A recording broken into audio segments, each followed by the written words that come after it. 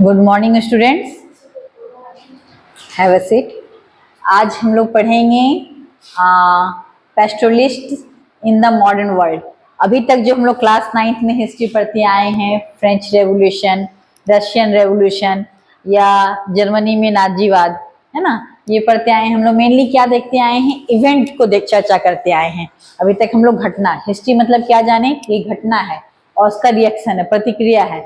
अभी तक हम लोग ने हिस्ट्री, राजा महाराजा की कहानी या घटना से संबंधित जाना, लेकिन आज जो हम बात करेंगे, क्लास 9 में हिस्ट्री पढ़ेंगे, वो कुछ इससे अलग हटके है ना। ये कोई घटना नहीं है, ना घटना की प्रतिक्रिया है। एक ऐसे समुदाय की बात करेंगे जो इतिहास में विरले ही नजर आता है, उसकी कोई चर्चा ही हमें नजर आती है, मिलती है। ठीक है, वो सोसाइटी हम जिसकी बात करने वाले हैं वो क्या है, सोसाइटी पेस्टोरलिज्म। ठीक है, यानी कि चरवाहे, आधुनिक विश्व में चरवाहे, pastoralism in the modern world.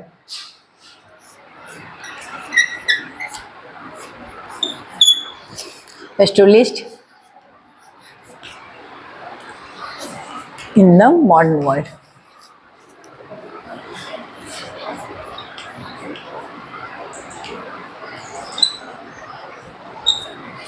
ये जो समुदाय है ये मेनली क्या है, घुमंतु है ना। घुमंतु, घुमंतु मतलब क्या होता है, नाम से ही पता चल रहा है, ऐसे लोग जो अपनी रोजी रोटी के लिए आज इस स्थान पे हैं तो कल दूसरे स्थान पे मूव करेंगे। यानी कि कहने का तात्पर्य यह है कि रोजी रोटी के लिए आज हम कुशीरा में रह रहे हैं, कल गोपीकांदन में भी रह सकते हैं, तो जिसका कोई अस्थायी निवास स्थान ना हो।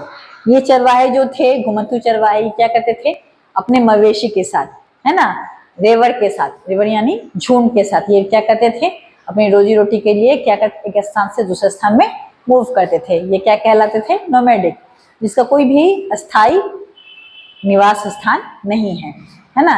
ये अपनी आमदनी के लिए क्या करते थे, एक जगह से दूसरी जगह मूव करते थे। तो इन चरवाहों का हम अगर इतिहास में बात करें तो कोई भी हमें स्रोत देखने को नहीं मिलता है, इनकी कोई अस्थाई बुक में चर्चा नहीं मिलती। अभी तक मैंने स्टार्टिंग से पढ़ा कि इतिहास को हम लोग क्या जाने कि वो घटना है और घटना प्रतिक्रिया इसके रूप में हम लोगों ने देखा। ये जो इतिहास हम लोग चर्चा कर रहे हैं, इसकी जानकारी शायद हिस्ट्री की बुक में विरले ही मिलती है। अब इसके बारे में देखेंगे, चरवाहे के बारे में देखेंगे कि इनका लाइफ स्टाइल क्या था। हिस्ट्री की चर्चा में तो इसके इसलिए हमें नहीं मिलता है क्योंकि कोई स्थान इनका परमानेंट नहीं था, आज यहाँ मूव कर रहे हैं, कल वहाँ मूव कर रहे हैं। तो हिस्ट्री की बुक में अगर हम कहेंगे इसकी चर्चा क्यों नहीं मिल रही, तो इसका इसके पीछे मेन रीजन यही था कि ये लोग क्या थे, नोमैडिक लाइफ जी रहे थे। तो चरवाहों का इतिहास जो है पुस्तकों में शायद देखने को हमें मिले।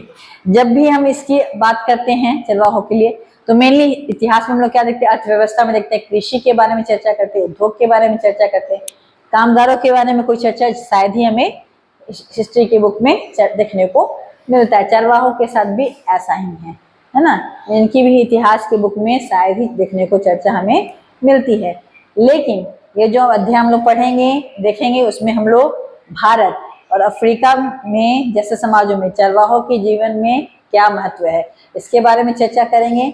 यहाँ हम लोग जानेंगे कि चरवाहों के लाइफ में जब उपनिवेशवाद स्टार्ट होता है, भारत में भी अफ्रीका में भी, हम लोग लास्ट चैप्टर में भी चर्चा कर रहे थे उपनिवेशवाद की।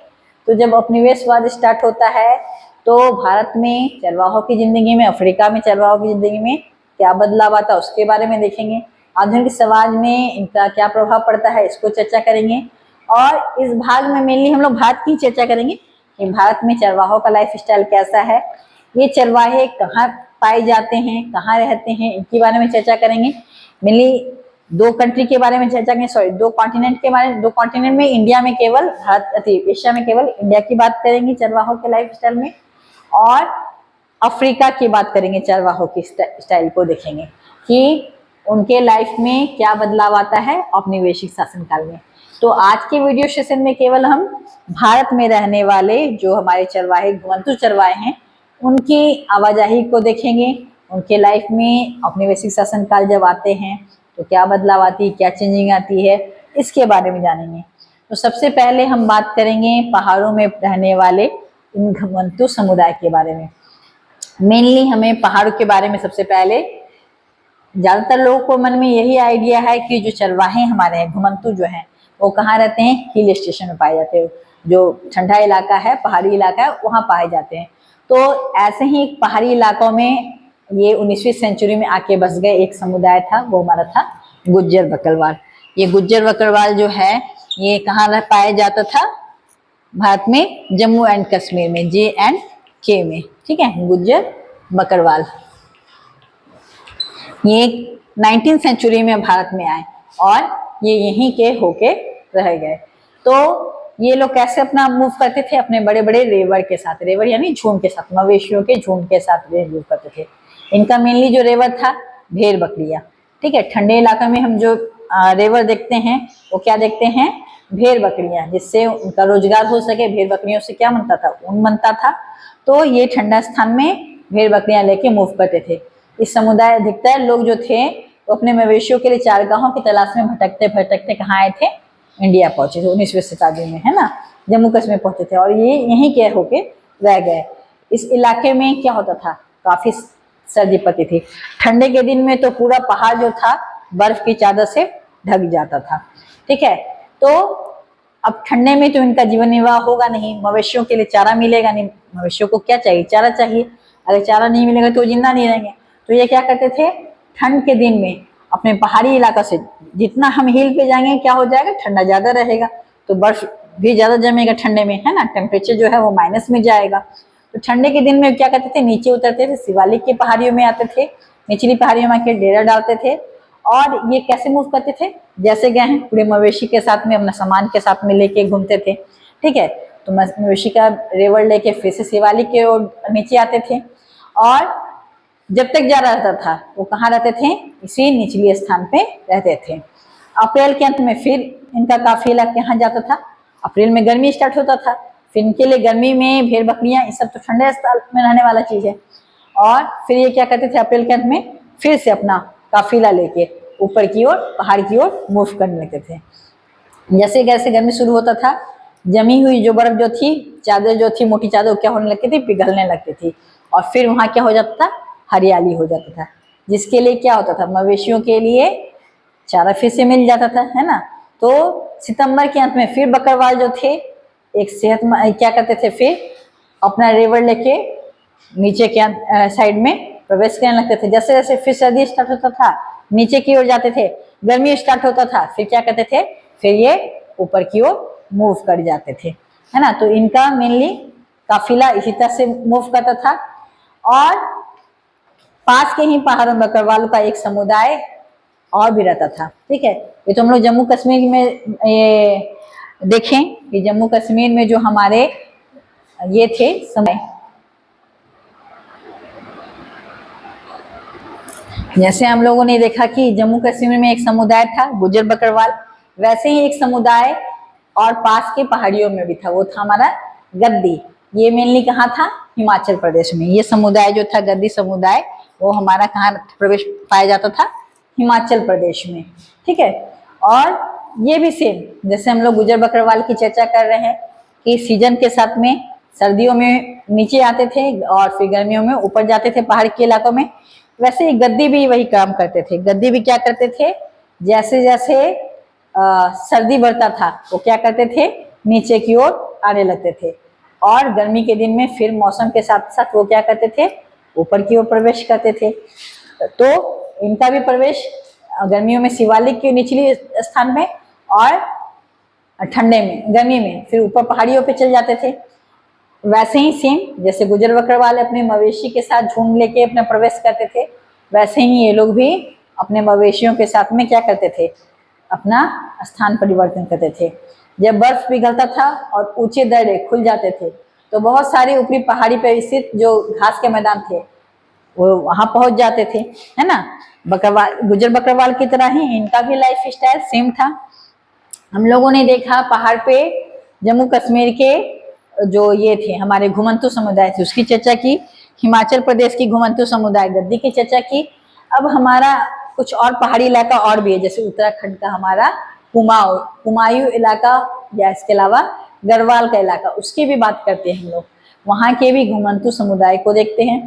तो ये लोग भी जो थे, गढ़वाल और कुमायूं के जो थे समुदाय थे, ये भी क्या थे, मेनली गुज्जर थे। गुज्जर सर्दियों में भावर के सूखा जंगल में क्या करते थे, प्रवेश कर जाते थे, और गर्मियों में फिर से ऊपरी भाग मैदान में बुआल की तरफ क्या करते थे, चले जाते थे। तो इनमें से बहुत सारे जो थे हरे भरे चारगाहों की तलाश में 19वीं सेंचुरी में जम्मू कश्मीर से कहाँ आ गए, ये लोग भी पहाड़ियों से नीचे की ओर प्रवेश कर गए। दोनों तीनों समुदाय का जो हम कंडीशन देख रहे हैं, तीनों इलाकों में पहाड़ में रहने वाले का कंडीशन क्या देख रहे हैं, सेम। ये लोग मेनली क्या लाइफ स्टाइल बिता रहे हैं, नोमैडिक लाइफ बिता रहे हैं, घुमंतु लाइफ बिता रहे हैं। सर्दी गर्मी के हिसाब से ये हर साल क्या करते थे, चरवाहे स्थान बदलते थे, है ना। और जैसे हम लोगों ने कश्मीर की बात की, हिमाचल प्रदेश की बात की, वैसे ही हम लोग कुमायूं का, गढ़वाल का भी, वहाँ के भी जो समुदाय थे उनकी भी बात कर रहे हैं। सेम इसी तरह से और भी कुछ समुदाय थे, जैसे भोटिया, शेरपा, किनोरा समुदाय के लोग, इनका भी लाइफ स्टाइल क्या था, नोमैडिक। नोमैडिक मतलब घुमंतु। सीजन के मौसम के अनुसार ये लोग क्या करते थे, अपने स्थान को परिवर्तन करते थे। ये तो था हमारा पहाड़ों में रहने वाले समुदाय का लाइफ स्टाइल, ठीक है। लेकिन पहाड़ के अलावा भी हम देखेंगे कि चरवाहे रहते थे, जैसे पठारों में, मैदानों में, रेगिस्तानों में, है ना। पहाड़ हिल स्टेशन में केवल स्थान में रहे हमारे चरवाहे, ऐसा नहीं था, बल्कि वो और भी जगह रह रहे थे, जैसे पठार में, मैदान में और रेगिस्तान में भी ये चरवाहे हमारे रहते थे। तो चरवाहे जो थे वो पठारों, मैदानों और रेगिस्तान में बहुत ही संख्या में मौजूद था, ठीक है। हम लोगों ने तो थोड़ा संख्या में देखा भी, गुजर बकरवाल की बात की, गद्दी की बात की, है ना, ये थोड़े संख्या में, किन्नौरों की बात की, ये बहुत ही थोड़े संख्या में बात की। लेकिन इसके अलावा हमारा जो मेन भाग है, पठारी इलाका, मैदानी इलाका, रेगिस्तानी इलाका, इसमें भी हम लोग क्या देखते हैं कि हमारे चरवाहे समुदाय के लोग रहते थे। एक समुदाय था हमारा धंगर। धंगर जो था वो कहाँ रहता था, महाराष्ट्र में। धंगर जो था वो महाराष्ट्र का जाना माना क्या था, चरवाहा समुदाय था, ठीक है। 20वीं सदी की शुरुआत में इस समुदाय की जो आबादी थी 4,67,000, यानी समथिंग अबाउट 5 लाख की, है ना, 5 लाख की इसकी आबादी रही होगी लगभग। और ये गररिया या चरवाहे सीता का काम करते थे, और मेनली क्या बनाते थे, कंबल और चादर बनाने का काम करते थे। इनकी भी लाइफ स्टाइल नोमैडिक थी, कभी इस स्थान पे कभी उस स्थान पे, मौसम के अनुसार मूव करते थे। और मेनली इनका जो बिजनेस था वो क्या था, चादर बनाने का, कंबल बनाने का। जबकि कुछ भैंसे भी पालते थे ये लोग समुदाय के लोग। अभी तक हम लोगों ने पहाड़ वाले के समुदाय को क्या देखा कि ठंडे वाले जानवर को पाल रहे हैं, जैसे भेड़ की बात कर रहे हैं, बकरी की बात कर रहे हैं, जिससे ऊन बनाया जा सके। धंगर महाराष्ट्र में रहने वाला ये था, समुदाय था, और ये लोग कंबल और चादर बनाते थे। धंगरों की मवेशी जो थी, कटाई के बाद मवेशी क्या करते थे, कटाई के बाद जो बचा हुआ खूट होता था, जैसे हम लोग गेहूं रोपते, चावल रोपते, काटने के बाद क्या निकलता है, खूट निकलता है। तो ये खूट जो होता है वो कौन खाता था, मवेशी को खिलाने का काम करते थे, ठीक है। चारों तरफ इस कटीली झाड़ियों को ये लोग मवेशी को चारगाह के रूप में यूज करते थे। इनका भी मौसम के अनुसार स्थान परिवर्तन शुरू से बताते आ रहे हैं। अक्टूबर के आसपास ये धंगर बाजरे की कटाई करते थे और चारगाहों की तलाश में पश्चिम की तरफ चल जाते थे, ठीक है। बाजरे की कटाई तो कर ली, इधर का इलाका सूखा, ठीक है। तो अब चारगाह कहाँ मिलेगा, तो चारगाह की तलाश में अब कहाँ जाना है, ये लोग महाराष्ट्र पश्चिम की ओर मुड़ रहे हैं, ठीक है। इसी तरह और भी बहुत सारे समुदाय थे। हमारा रेगिस्तान में एक समुदाय था, वो था रायका, राजस्थान का, है ना। एक समुदाय था रायका, ये समुदाय कहाँ का है, ये हमारा समुदाय राजस्थान का है। ये समुदाय जो था मेनली रेगिस्तान में रहता था, इसलिए ये किस तरह के भेड़ पालते थे, जानवर पालते थे, मेनली ऊंट पालते थे, क्योंकि रेगिस्तानी इलाके में पानी की कमी होती है। तो मवेशी जब खुद पानी मिलेगा नहीं पीने को, तो मवेशियों को कैसे पिलाएंगे। तो ऐसे जानवरों को प्रयोग करते थे ये जो रेगिस्तान में आराम से जीवन निर्वाह कर सके। मेनली इनका जो भेड़ होती है, झुंड होता था, रेवर होता था, वो किसका होता था, ऊँटों का होता था। और ये समुदाय भी अपने रेवर के साथ एक स्थान से दूसरे स्थान में क्या करते थे, परिवर्तन करते थे। चारवाहों में एक जाना पहचाना नाम बंजारों का भी है। बंजारा भी हम लोग देखें, बंजारा तुम्हारे झारखंड बिहार में भी देखने को पाया जाता है। समय समय पे बंजारा राजस्थान से कहाँ जाते हैं, इधर नॉर्थ इंडिया की तरफ भी प्रवेश कर जाते हैं। बंजारे उत्तर प्रदेश में, है ना, पंजाब में, मध्य प्रदेश में, महाराष्ट्र में कई इलाकों में रहते थे। ये लोग बहुत दूर दूर तक चले जाते थे और रास्ते में अनाज के और चारों के बदले गांव वालों को खेत जोतने वाले जानवरों को दूसरी चीजों से भी क्या करते थे, बेचते जाते थे। ये लोग अपने लेबर को लेके इधर से उधर मूव करते थे और जो खेत जोतने वाले ये थे उनको भी अपना सामान बेचने का काम करते थे, बंजारा मेनली।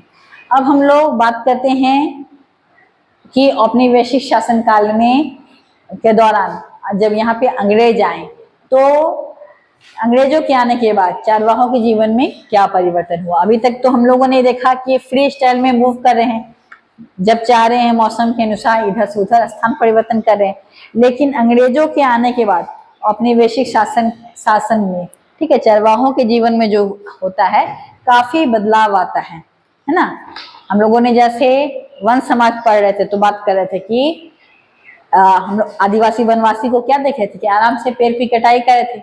लेकिन जब अंग्रेज औपनिवेशिक स्टार्ट होता है तो आराम से वनों की कटाई पॉसिबल थी? नहीं पॉसिबल थी, क्योंकि अंग्रेजों ने क्या किया, वन अधिनियम लागू कर दिया।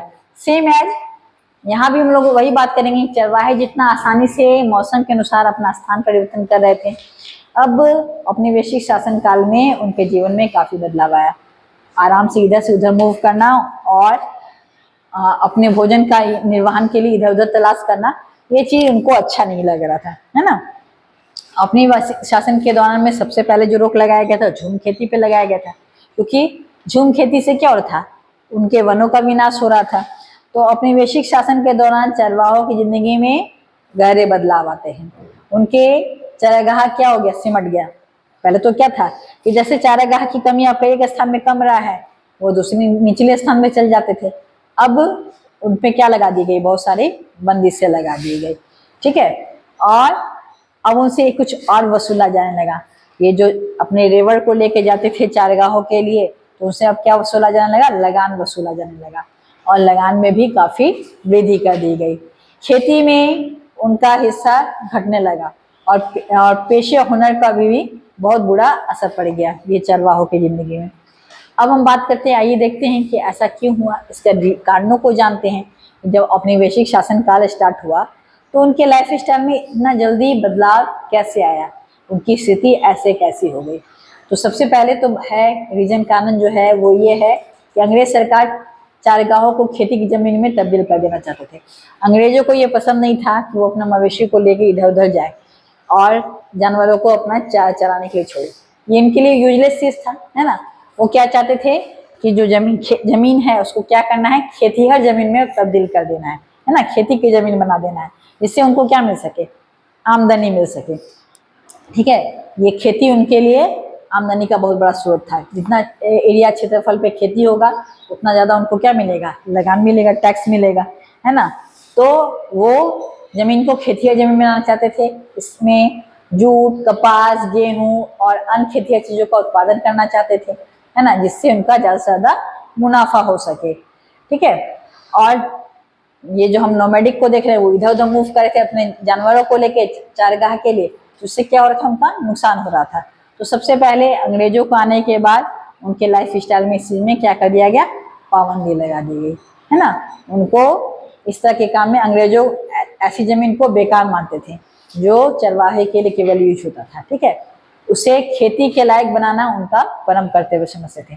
जमीन वही अच्छा है जिसमें खेती किया जा सके, है ना। तो पहला रीजन तो परिवर्तन तो हमें ये देखने को मिलता है कि अंग्रेजों के आने के बाद, औपनिवेशिक शासन के स्थान स्टार्ट होने के बाद क्या होता है, जो चारागाह आराम से इधर घूम रहे थे उन पे बहुत सारी बंदिश लग जाती है। इसके अलावा दूसरा और हम क्या परिवर्तन देख रहे हैं, उनके जीवन में क्या प्रभाव पड़ता है, वन अधिनियम कानून लगा दिया गया। फॉरेस्ट सोसाइटी में जो लास्ट चैप्टर पढ़े थे, लेसन 4 पढ़ रहे थे, उसमें हम लोगों ने बात किया था, है ना। अंग्रेजों ने क्या किया, यहाँ आने पे वन अधिनियम लगा दिया। जंगल पे कानून अधिनियम लगा दिया गया, आराम से जाएं जंगल को कटाई कर ले, इससे पहले हम लोग देख रहे थे। लेकिन अंग्रेजों ने क्या किया कि अब जंगल को ऐसे नहीं कटिंग कर सकते, है ना। वन को 3 भाग में बांट दिया था, हम लोग पिछले चैप्टर में पढ़ चुके हैं, आरक्षित, संरक्षित और ग्रामीण, ठीक है। तो वन अधिनियम लग जाने से क्या हो गया, अब ये जो 19वीं सदी के मध्य तक आते आते देश के विभिन्न प्रांतों में वन अधिनियम पारित हो गया और इन कानूनों के आड़ में सरकार ने कई जंगलों को क्या कर दिया, आरक्षित वन घोषित कर दिया। तो अब ऐसे आरक्षित वन में हमारे जो ये थे चरवाहे थे, वो जाके भी घुमंतू अपने जाके भी क्या कर सकते हैं, जब उनको अपने रेवड़ के लिए चारा ही ना मिलेगा। तो इन जंगलों में चरवाहों को घूमने पे भी पाबंदी लगा दी गई थी, ठीक है। कई जंगलों को ये क्या कर दिया गया, संदिग्ध घोषित कर दिया गया। जंगल क्या है हमारा, संदिग्ध है, इसे यहाँ पे मूव नहीं करना है। और इन जंगलों में चरवाहों को चरवाहा से परंपरागत अधिकार को क्या कर लिया गया, छीन लिया गया। ये भी उनके लाइफ स्टाइल में काफी चेंजिंग आई। तीसरा रीजन ये था कि जो अंग्रेज अधिकारी थे वो घुमंतू को क्या देखते थे, शक भरी निगाहों से देखते थे। ये लोग संदिग्ध निगाहों से देखते थे। उनको क्या लगता था कि ये जो हमारे घुमंतू जो हैं वो इधर उधर घूम रहे हैं, ये में भी हो सकता है कि क्रिमिनल हो, है ना। उनको संदिग्ध नजर से देख रहे हैं, शक के नजर से देख रहे हैं।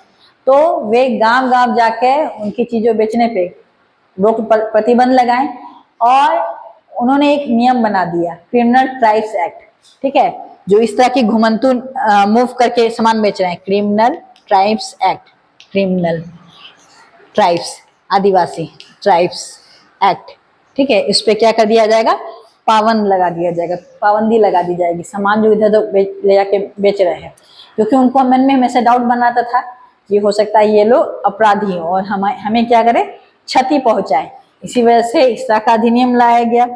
और एक चौथा जो प्रभाव पड़ता है औपनिवेशिक शासन के आने के बाद चरवाहों के जीवन में, वो क्या था, आमदनी के लिए अब लगान वसूल किया जाने लगा, है ना। पहले क्या था कि जमीन हवा ये सब हमारा फ्री था, जहां चाहे वहां पे हम लोग मूव कर सकते हैं। लेकिन अंग्रेजों के लिए आय का क्या स्रोत था, यही था।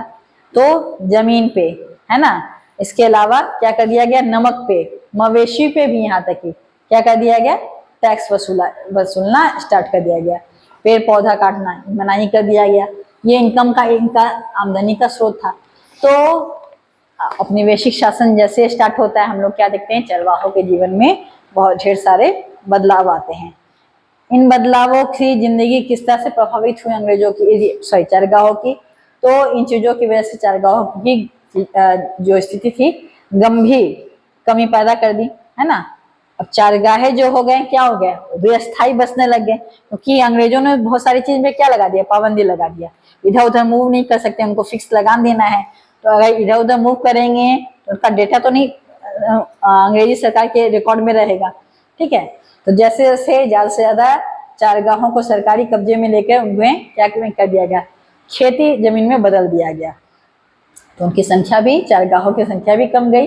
वैसे वैसे चारगाहों की क्या हो गई, उपलब्धि भी क्या हो गई, सिकुड़ गए, ठीक है। इसी तरह जंगलों में के आरक्षण के का ये भी नतीजा हुआ कि गड़ेरिया का पशुपालन एवं अपने मवेशियों में जंगलों में पहले जैसे आबादी अब नहीं रही, ठीक है। क्योंकि इस पे बहुत सारे अधिनियम लगा दिए गए। हम लोगों ने देखा कि ये क्रिमिनल ट्राइब्स एक्ट भी लगा दिया गया। उसके अलावा वन अधिनियम भी लगा दिया गया। तो अब चरवाहे अपने लाइफ स्टाइल में पहले की तरह नहीं रह सकते थे, नोमैडिक लाइफ नहीं जी सकते थे। ये तो था भारत में औपनिवेशिक शासन काल के समय में चरवाहों की स्थिति में क्या परिवर्तन आया, या चरवाहे अपनी जिंदगी कैसे देख रहे थे। आज के लिए यहीं तक। कल हम लोग जो बात करेंगे वो हम लोग अफ्रीका में चरवाहों के लाइफ स्टाइल में क्या परिवर्तन आया उसको देखेंगे। और इसके साथ ही कल के साथ ही हमारे क्लास 9 का जो हिस्ट्री है वो कंक्लूड हो जाएगा। आई होप अभी तक हमारा क्लास 9 का हिस्ट्री जो पढ़ रहे थे वो समझ में आ चुका होगा। Thank you so much.